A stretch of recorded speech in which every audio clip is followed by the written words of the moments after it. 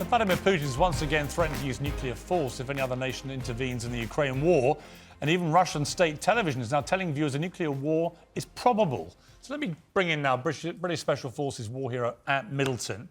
And great to see you. Yeah, great Thanks to for see coming you. into the Good studio. to see Lovely you. to have you here. Thanks for having me. Start with the Ukraine war. What's your gut feeling here? My feeling about Putin is he knows that he's got us over a barrel, that he's got this big nuclear arsenal, and all he has to do is wave it at us, and we all run a mile. That goes against every instinct that I've ever had about dealing with a genocidal maniac. What's your view? That obviously it's complicated, obviously it's got risk. But what do we do about this guy? Well, when you've got someone barking as much as Putin about nuclear weapons, first of all, you ask yourself two questions. One, does he have that capability? And two, has he got the minerals? Has he got the balls to use that capability? I would say no. And third, I would say, what would be his motivation to start a war that would lead to the immediate destruction of himself and his own country? It would be the next World War III. Basically, what he's done, he's gone into Ukraine. They're amazing people. Their fighting force is holding the fort at the moment.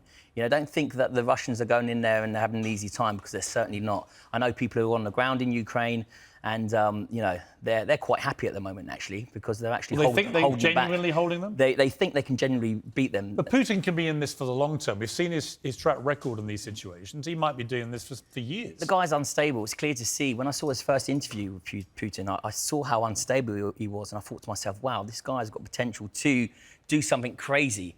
But the amount of barking that he's doing and the amount of sort of talking that he's doing, especially about nuclear deterrence and nuclear weapons, I think that he's at his wit's end now. And now he's trying to divert people by making the noise of that he's got nuclear weapons. If he invaded a NATO country, we would be morally compelled to get involved.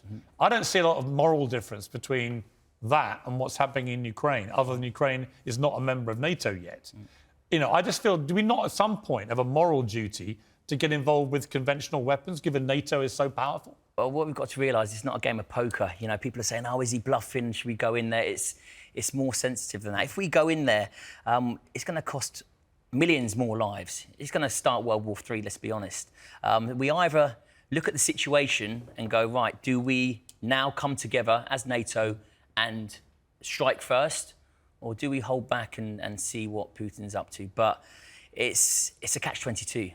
It's one of those where if nuclear weapons are involved, then, you know, it's World War III. But he shouldn't be able to use the nuclear capability as a protective shield to genocide, which is what's going on. It's supposed to be a mutually assured destruction system when neither side would ever use it. Both sides have it. You know, NATO and Russia both have it, but we both understand. But what capability do they have? If he keeps saying, if you do anything, I'll use it, that's a misuse of the nuclear deterrent, isn't it? Yeah, but the more time he gives like that, the more we think to ourselves, right, it's just a bluff. He's just.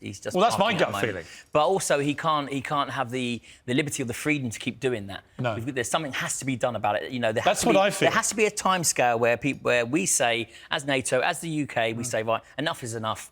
This is when we need to strike, or this is the action that we need to take. I agree, and I believe we're reaching that point pretty quickly. You talked about the Ukrainian spirit of the people. They are quite extraordinary. And it really reminds me, I think, of what I think is becoming a sort of rarity in our society, certainly here. And you see it in America, you see it in Australia, around the world now, where there's almost a premium on not having resilience or mental strength. Everyone talks all the time about mental weakness in a way. And society seems to me to have got a bit soft. Yeah. What do you think is going on here, and how can we get the kind of spirit you see the Ukrainians showing? Well, it's the whole wokeness, isn't it? It's sort of taken over. It's everything's pampy feelings and emotions, and ultimately it's about facts.